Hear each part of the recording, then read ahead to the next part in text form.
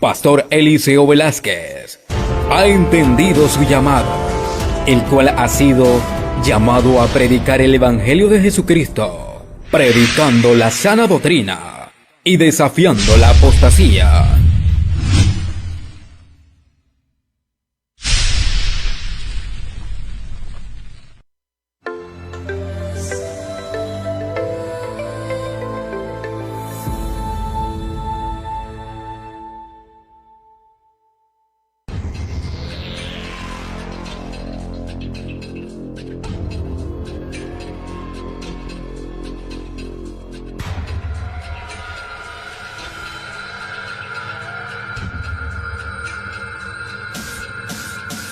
Presenta su programa de radio y televisión.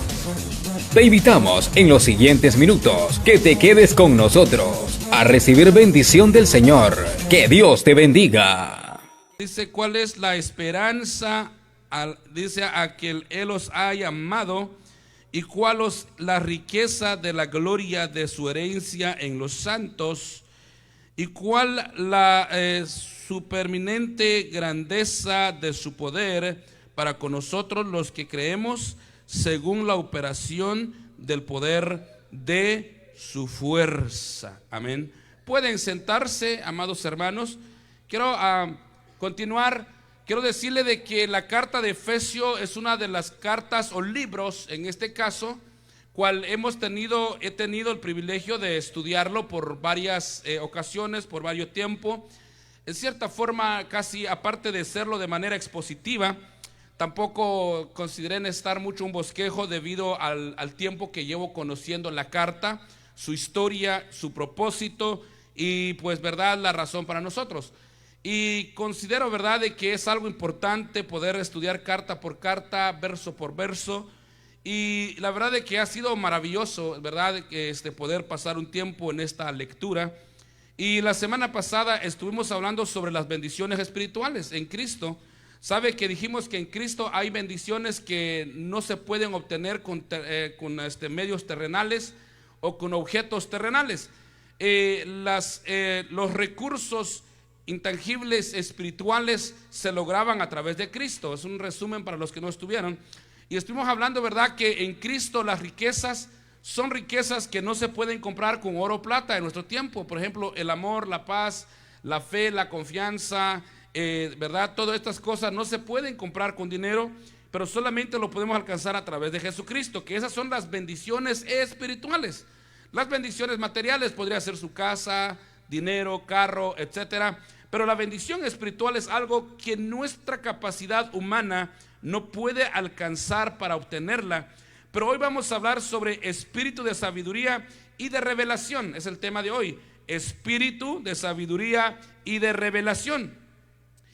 Pensaba en algo. ¿Qué es lo que impulsa a la iglesia hoy el día para orar? ¿Qué es lo que nos impulsa a nosotros? ¿Qué es lo que nos impulsa para orar?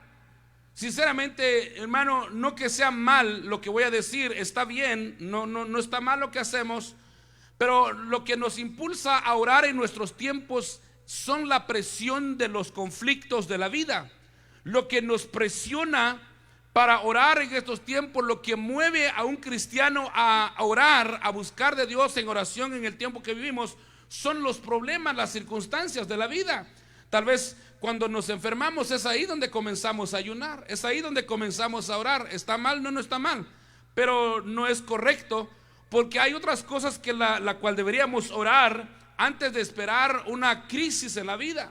Muchas veces hasta que nos presionan las cosas, las adversidades de la vida, entonces comenzamos a orar.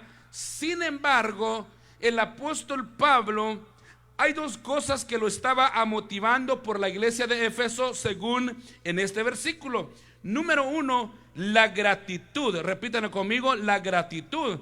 Dice, por esta causa yo también oído de vuestra fe en el Señor Jesús y de vuestro amor para con todos los santos, no ceso dar gracias por vosotros. El apóstol Pablo hace dos cosas.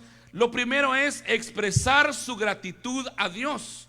Él está agradecido, él está contento Veamos las razones por qué Pablo estaba contento, por qué Pablo estaba agradecido. Número uno, dice que había escuchado, habían llegado quizás los rumores, le habían llevado los reportes, y Pablo estaba muy contento por la fe de los hermanos de Éfeso. La esperanza, o lo que es la confianza de los hermanos que habían puesto en Jesús. El apóstol Pablo se sentía muy feliz por la fe de los hermanos, porque habían creído en Jesús.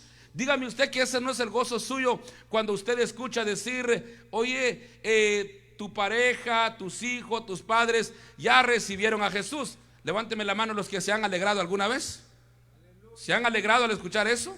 Claro, porque es una alegría cuando uno escucha y te dicen: oye, ¿te acuerdas del vecino fulano? Sí, ya recibió a Jesús. Ese es un gozo. Pablo estaba experimentando el gozo por los hermanos de Éfeso, y Pablo estaba expresando su gratitud. Pablo estaba agradecido, hermano, por la fe. Pero viene lo siguiente, dice: y por vuestro amor para con todos los santos. ¿De qué tipo de santos está hablando Pablo acá? No crea que Pablo está hablando de el santo San Simón, el San Isidro, etcétera, etcétera. No, los santos, digan conmigo, los santos es los miembros, o sea, la membresía. Hay algo que, hermano, resultó como el resultado de la fe de los hermanos de Éfeso, y es el amor de unos a otros. Más adelante vamos a encontrar la palabra comunión, todavía no lo voy a leer para ir en orden, pero el amor que tenían los hermanos de Éfeso, que se amaban tanto el uno al otro, era porque eso fue el resultado de la fe. Usted sabe que cuando en una persona nace un amor, hablando en lo que es el amor con la confraternidad, la hermandad, porque Dios es amor, y entonces en la iglesia lo que reina, lo que gobierna es el amor. En la iglesia de Jesucristo no puede reinar el odio, porque el odio no viene de Dios. El odio viene del maligno. Por lo tanto, la fe es el resultado de una persona que ha creído en Jesús. Si yo entiendo a alguien que diga: yo he recibido a Jesús como Señor y Salvador, la prueba que pondríamos es ver su amor por los demás. Si es que amas a tu prójimo, si amas a tu hermana, si amas a tu hermano, oye, no necesitas decir que eres cristiano, porque por tus frutos los conoceremos. Jesús dijo: si se aman los unos a los otros, serán verdaderamente mis discípulos. Nota que el amor es el resultado de la fe. Sigamos leyendo. No ceso de dar gracia por vosotros, versículo 16, haciendo memoria de vosotros en mis oraciones. Pablo está orando por los hermanos de Éfeso. ¿Cuál era la petición? ¿Cuál era la petición? Hermano querido, hermana, siempre nuestras oraciones deben tener un título. Aquí Pablo tenía un título de su oración. ¿Por qué? Porque Pablo dice que él ahora está orando por los hermanos. ¿Qué cosa pide Pablo en la oración? Miren, la oración de Pablo es similar a la oración de Jesús, y ahorita lo vamos a ver. ¿Qué está pidiendo Pablo? Ahora entenderán lo que dije en la introducción. La iglesia al día de hoy, lo que nos mueva a orar son las circunstancias de la vida. Si no pasamos por circunstancias, no oramos. Ahora, eso no está mal, está bien, porque ahí es donde se cumple la palabra: clame a mí y yo te responderé. O buscar a Dios en los momentos difíciles, está bien. Pero ¿sabe qué es lo que la iglesia debería de hacer todos los días? Es orar por las mismas dos cosas que el apóstol Pablo está pidiendo. ¿Qué pide el apóstol Pablo? Veamos el versículo, ¿verdad? 17. Para que el Dios de nuestro Señor Jesucristo, el Padre de gloria, os dé: 1. Espíritu de sabiduría y de revelación en el conocimiento de Él. Ahora, escúchenme. Hablamos un poquito de la Trinidad la semana pasada. Dijimos por qué el apóstol Pablo mencionaba el Dios y Padre de nuestro Señor Jesucristo, y luego menciona el Espíritu Santo. Porque a través de Jesús, ¿cuántos estuvieron la semana pasada? Quiero ver los que estuvieron la semana pasada. Dijimos que la semana pasada dijimos de que a través de Cristo podemos encontrar la Trinidad. Gracias a la muerte y resurrección de Jesús y mi fe que tengo en Jesús, hoy tengo entrada con el Padre. ¿Recuerdan eso? pero ahora también mi comunión con Jesús hace que hoy tengo al Espíritu Santo que mora en nosotros. Pero el apóstol Pablo aquí está utilizando la palabra el Dios de nuestro Señor Jesucristo. No quiere decir que Jesús no era Dios. Lo que Pablo está utilizando aquí es, está utilizando la palabra de nuevo Padre de nuestro Señor Jesucristo. ¿Cuál es la oración? La oración de Pablo está pidiendo por los hermanos espíritu de sabiduría y de revelación. Por eso el tema dice espíritu de sabiduría y de revelación. Mire, ¿por qué el apóstol Pablo estaba pidiendo a Dios estas cosas como la sabiduría, como la revelación, el conocimiento de Dios? Le explico. Es muy difícil que una persona pueda entender totalmente a Dios o la deidad de Dios sin que le pide a Dios que Dios le concede el privilegio de conocerlo mejor. Quisiera hacer una prueba. ¿Cuántos de los que estamos en este auditorio desean conocer mejor al Señor? Amén. Yo levanté mi mano lo más alto que pude porque yo sí deseo conocer más al Señor. Deseo conocerlo mejor de lo que creo conocerlo. Pero hermanos, el apóstol Pablo sabía que para los hermanos de Éfeso podría ser un poco difícil que ellos pudieran entender todo lo que Cristo había hecho por ellos. Recuerda que vimos la semana pasada los grandes privilegios, y es probable que el apóstol Pablo no es que estaba dudando de la fe de los hermanos, pero él estaba pidiendo que los hermanos tuvieran sabiduría. ¿Qué hace la sabiduría? La sabiduría o la revelación, aunque en el orden de Pablo, en la oración de Pablo, Pablo está orando por sabiduría y revelación, pero lo correcto o lo que el versículo nos quiere decir es la revelación y la sabiduría. Ahora les explico. ¿Qué hace la revelación? La revelación nos revela lo oculto o el misterio escondido de Dios. Y la sabiduría es el que guía nuestros pasos para accionar y tomar decisiones sabias por medio de la sabiduría. Pero entonces aquí combinamos estas dos cosas. Usted no puede tener sabiduría si no conoce bien las cosas. Si usted no conoce bien a Jesús, si no conoce bien su sistema, su forma, su manera, tanto como Dios es, simplemente no podrá utilizar la sabiduría. La sabiduría no puede funcionar a no ser o a menos que usted tenga la revelación, que usted haya sido revelado. O sea, hermano, tener el conocimiento, y luego la palabra final de Pablo dice en conocimiento de Él.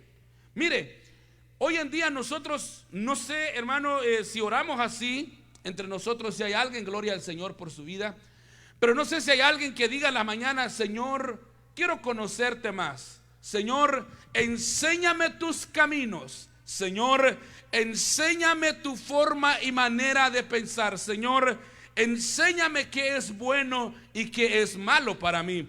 Es más que probable que casi nadie ora de esta manera, pero es necesario que oremos así. ¿Sabe por qué, hermano amado, existe tanta ignorancia en el pueblo cristiano? ¿Sabe por qué la iglesia de Jesucristo, hermano, está viviendo lo que podría ser una crisis de la ignorancia del conocimiento? Y no quisiera ser ofensivo, pero quiero decir la verdad. Pregúntale a los cristianos más viejos que tienen 20 años en el evangelio. Conocen poco de los argumentos o quizás de las doctrinas de Cristo. Sabe que el escritor de Hebreos reprenda a los hebreos convertidos, donde el apóstol, o en este caso el escritor los reprende porque les dice: ustedes ya deberían ser maestros, ustedes ya deberían ser personas que enseñaran a otros, y todavía necesitan ser enseñados de las cosas básicas, cuando que ustedes deberían de conocer las doctrinas más profundas. Si alguien viene a una hermana el día de hoy en la lavandería, en el Walmart, en el supermercado, y te hiciera una de las preguntas de la doctrina de la gracia, ¿sabe responder? Ahora, lo que podríamos culpar ahí es al pastor. Pues que el pastor no me ha enseñado. Bueno, el pastor no tiene toda la capacidad para enseñarme lo que necesito conocer. ¿Qué hay de los hermanos? ¿Qué pasa? si alguien te pregunta algo sobre alguna pregunta, es cierto que no conocemos todo, pero con el tiempo que llevamos en el Evangelio, mire, le voy a hacer una pregunta. Ayúdenme ustedes para yo entender que sí me están entendiendo. ¿Es correcto que un niño de 10 años todavía no conoce sus zapatos, su ropa? De 10 años, estoy hablando de un niño pues que pues verá que esté sano. ¿Es correcto? Yo creo que no es correcto, porque ya de 10 años ya debería conocer sus propiedades, lo que es suyo y lo que no es suyo. Ahora, este es un ejemplo.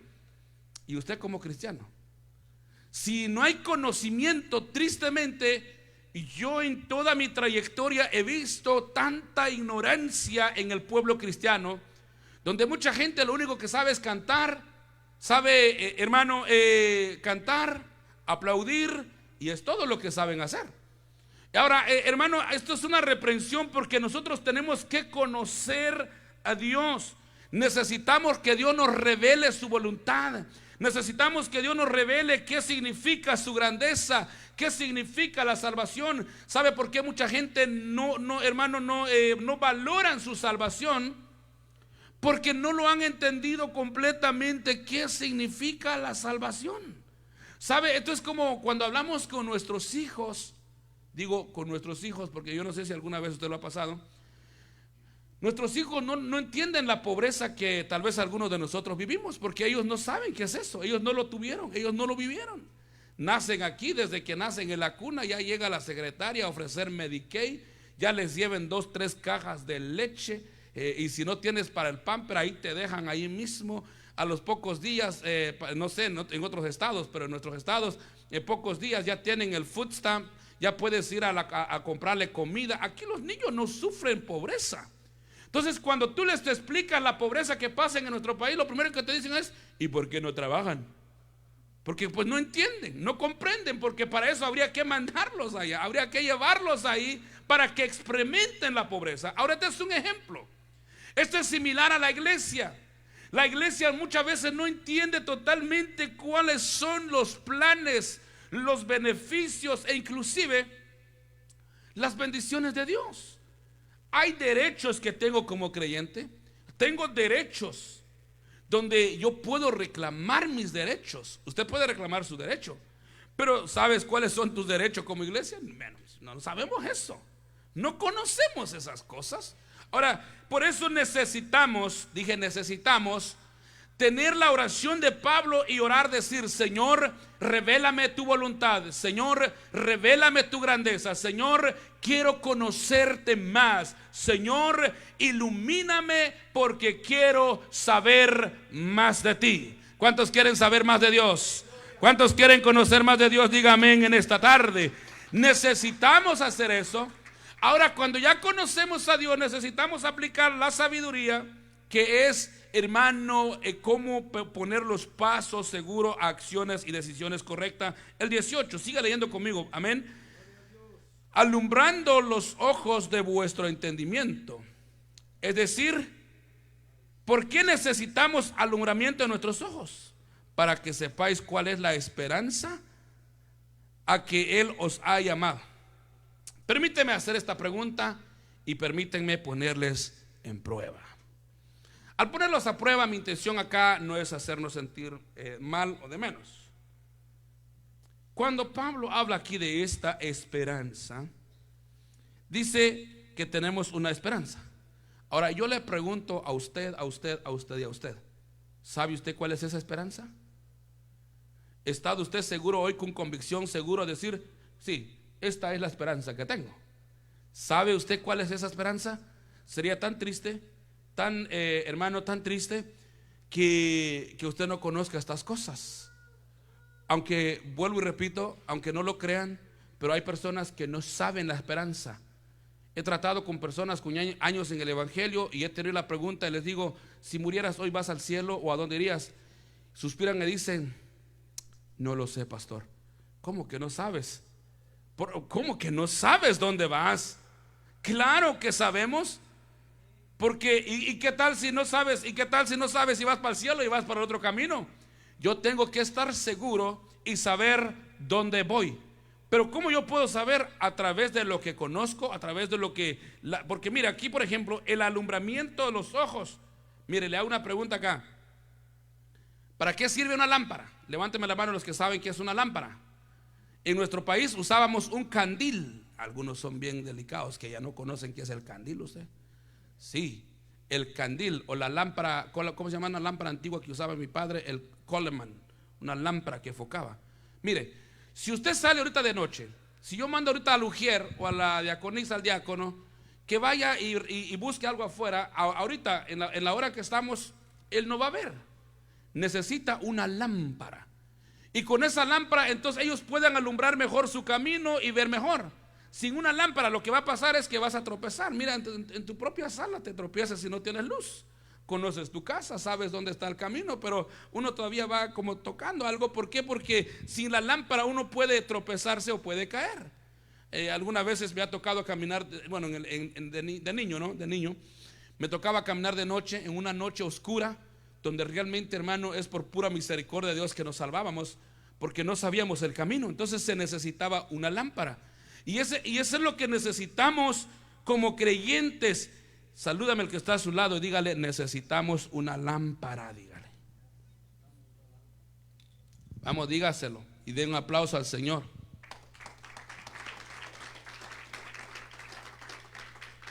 ¿Cuál es la lámpara? Salmo 119, 105 dice: lámpara es a mis pies tu palabra y lumbrera a mi camino. ¿Cuántos trajeron su lámpara? Yo quiero ver cuántos trajeron lámpara. Amén. Pocos. ¿Okay?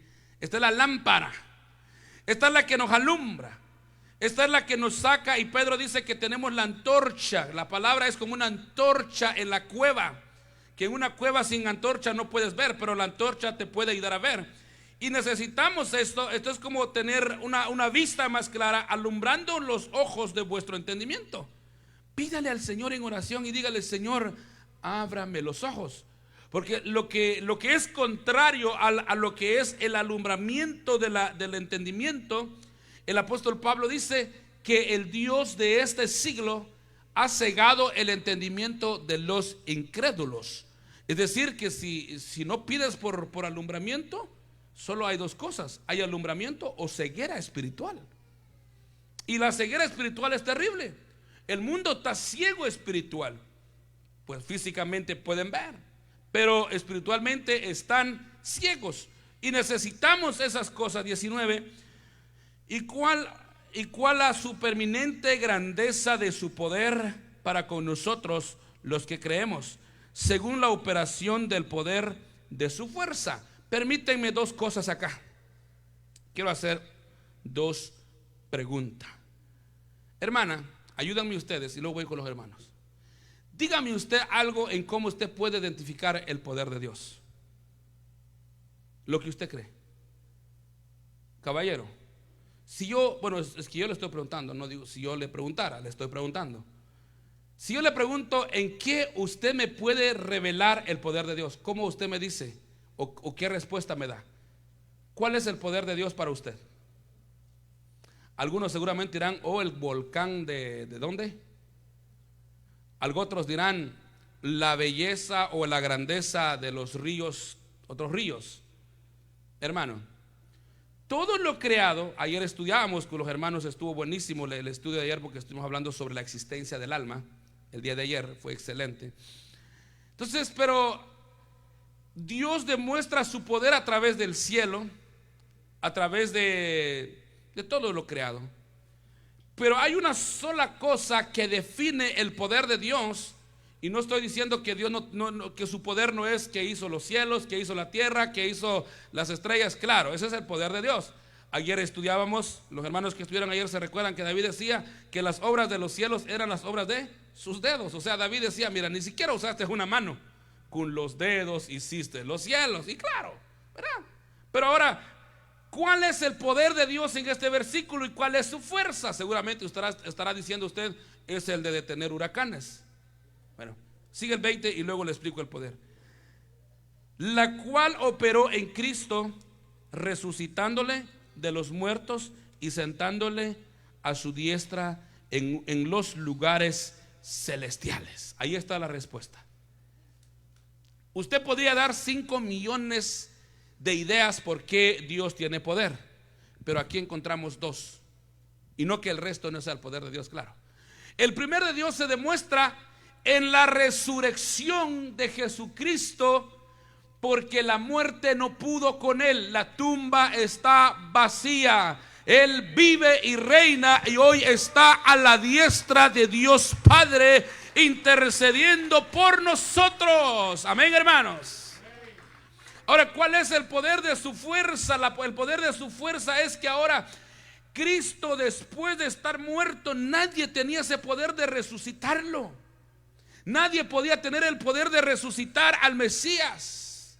Nadie tenía el poder para resucitar y sacar a Jesús vivo de la tumba. ¿Por qué resucitó al tercer día? ¿Dónde está, oh muerte, tu aguijón? ¿Por qué ahora el Señor nos declara a nosotros, hermano, que la muerte ya no tiene potestad sobre nuestras vidas? Porque Cristo venció la muerte. Nadie en la historia, nadie en la vida ha tenido el poder para vencer la muerte y la resurrección. Hermanos amados, y esto es lo que los hermanos de Éfeso deberían de aprender, y es lo que usted debe aprender hoy. O sea, ya le pregunté, ya le dije cuál es o qué para usted es lo más grande, el poder de Dios. Ya dije, podríamos decir, bueno, los cielos, la tierra, pero el poder de Dios es hacer que Jesucristo, estando muerto, lo resucita y con su fuerza lo toma y lo lleva a la diestra de Dios Padre. Ese es el poder de Dios. Vea, hoy por ejemplo, para nuestros jóvenes o niños, esto es como aburrido. No sé de qué está hablando. Pero realmente son cosas importantes que debemos de aprender. Siga leyendo conmigo. Versículo 21. Sobre todo principado y autoridad y poder, señorío y sobre todo nombre que se nombra no solo en este siglo, sino también en el venidero. Ahora viene lo demás. Ahora vienen todos los poderes que Cristo tiene, el poder de Dios manifestándose de esta forma. Entonces, ya vimos, muerte es llevado a la diestra de Dios Padre, pero sobre todo principados. Es decir, el poder de Dios, hermanos amados, es más grande que el poder de cualquier reino. Hay una lección que estoy estudiando que se llama el poder de Cristo en el futuro. El poder de Cristo en el futuro es de que usted ha estudiado, o los jóvenes acá o algo otros hermanos que han tenido un poco de estudio en lo secular, si aprendieron de repente sobre el caso de, por ejemplo, los países poderosos. En la antigüedad uno de los países poderosos era Egipto. Egipto era el país más poderoso. Después surgió el rey de Babilonia, el rey que nos cuesta decir su nombre, el rey Nabucodonosor. Un misionero me dijo, me cuesta decir el nombre de ese señor, solo digo el rey Nabucco, porque cuesta mencionar el rey Nabucodonosor. Diciéndole el rey Nabucco es más fácil. Hermanos, ningún rey podía igualar al poder de sus reyes. Hoy, si usted sabía, muchos de ustedes piensan que están en la aldea, pero hermanos, estamos en el país más poderoso del mundo. Si usted no sabía, usted no está ni siquiera en alguno de los otros países. Estados Unidos hasta el momento, hasta hoy, es el país poderoso en todo, en tecnología, en soldados. ¿Por qué usted cree que los otros países le tiemblan? ¿Por qué usted cree que los otros países se atemorizan mayormente de este líder que tienen ahora? ¿Por qué? Porque hasta el día de hoy Estados Unidos es poderoso.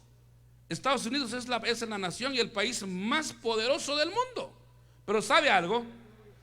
Aunque sea el más poderoso, hay uno que gobierna y es más poderoso todavía, y se llama Jesucristo. Él es el Rey de Reyes y Señor de Señores, y que Él tiene el poder y la autoridad y el señorío sobre todo lo que se nombra. Ahora, no solo en esta vida, sino en el siglo venidero. Es decir, Cristo algún día, cuando suceda la guerra de Armagedón, cuando suceda la tercera guerra mundial, ningún país va a ganar. Ningún país va a ganar. ¿Saben quién es el único que va a ganar esa guerra? es Jesús.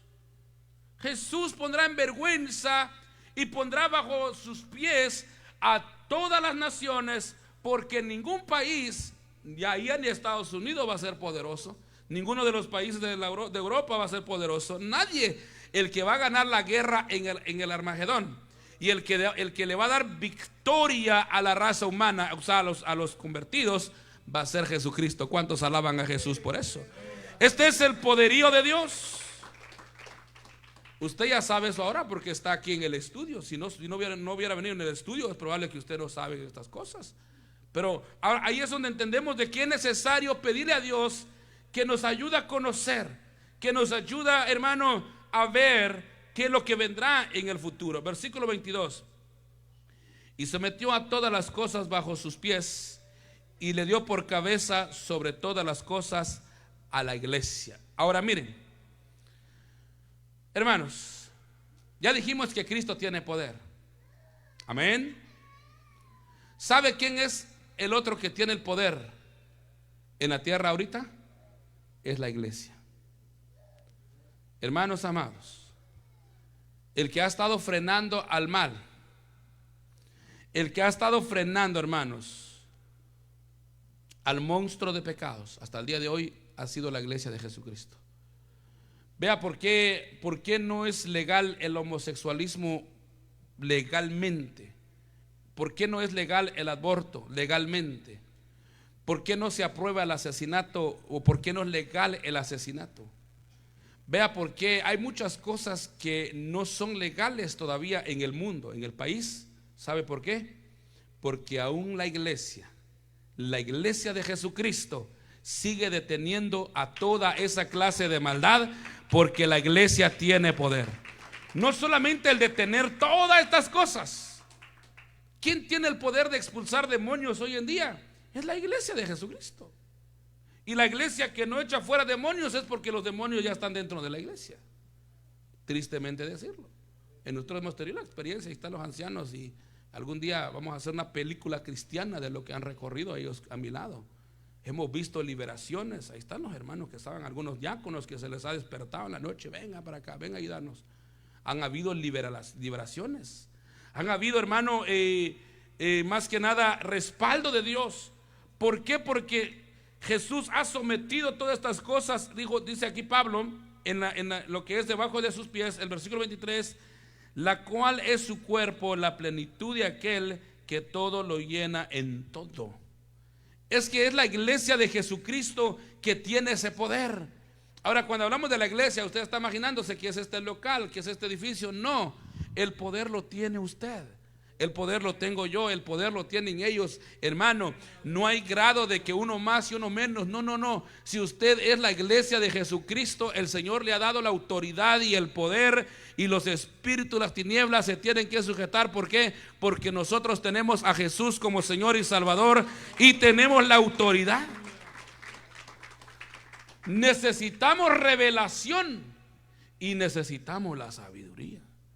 ¿Sabe por qué? De nuevo vuelvo a mencionar lo mismo. Mire, hermano, usted se da cuenta. ¿Cuántos tienen un teléfono? Levánteme la mano los que tienen un teléfono. Hasta el bebé de 3 meses tiene teléfono hoy en día. ¿Ok? ¿Usted sabía que hay cosas en el teléfono que usted no ha descubierto que el teléfono hace? Para que usted pueda encontrar todas las cosas que el teléfono hace, tendría que invertir tiempo buscando, va en el serie de aplicaciones, para qué es esta cosa, para qué es aquello, para qué es lo otro, y puede llegar usted a sorprenderse de lo que su teléfono puede hacer. Pero nunca va a conocer esas cosas o esos poderes que tiene su teléfono si no los busca, si no navega, si no investiga qué tiene. ¿Están conmigo acá? Pero si usted busca para qué es esto, qué hace esto, qué hace lo otro. Ahora, permítanme usar eso como un ejemplo. Lo mismo es el evangelio. Porque muchos solo conocemos, hermanos amados, algunas cosas. Sabemos algunas cosas y no conocemos todas las cosas.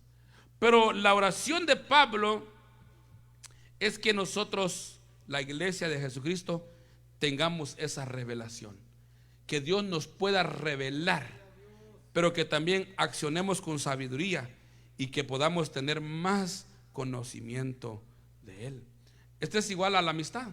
Usted no va a conocer una amistad con muchos años de separación o con poca comunicación. Este es un ejemplo. O es igual también, por ejemplo, si usted no creció con su padre. Un ejemplo, si usted no creció con su padre, es más difícil que usted pueda decir cuáles son las características de su padre. Qué le gusta, qué no le gusta, qué hace, qué no hace. ¿Por qué? Porque es sencillo, usted no creció con su padre. Pero si usted creció con su padre, usted conoce todas las características. ¿Están conmigo acá? Usted conoce. ¿Por qué? Porque pasa más tiempo con él, lo escucha más, está ahí más presente. Y es así, como iglesia. Si nosotros no buscamos esta revelación de Dios, algunos solo vamos a escuchar el nombre de Dios, pero nunca vamos a llegar a conocerlo plenamente. Hago la pregunta para concluir: ¿cuántos desean conocer mejor a Dios? ¿Desean conocer mejor a Dios? Entonces, uno, hágalo por medio de la oración, pidiéndole a Dios, decir: Padre, revélame tu voluntad. Dos, estudie las escrituras, estudie la palabra. Es la única forma en que usted puede encontrar más conocimiento de Dios. Si ahorita, al terminar el culto, su hijo le pregunta y le dice: Padre, defíname a Dios en una sola palabra, ¿cómo lo definiría? ¿Cómo usted le diría? Y como decía uno de los grandes maestros, decía: yo puedo definir a Dios de varias maneras, pero creo que una de las cosas que yo podría responder de inmediato es que Dios es amor. Ahora, ¿cómo puedes decir que Dios es amor si no conoces si es amor? No sabes si tiene amor o no tiene amor. Ahora, esta es una de las cosas, cualquiera lo saben, pero ¿cómo? ¿En qué otra forma usted podría mencionar a Dios, dar unas características de Dios? Hermanos, por eso necesitamos día a día conocer la palabra del Señor. Y el apóstol está orando, pidiéndole al Señor que Dios conceda revelación, sabiduría y conocimiento más de Dios. Así que vamos a darle gracias a Dios un momento. Póngase de pie.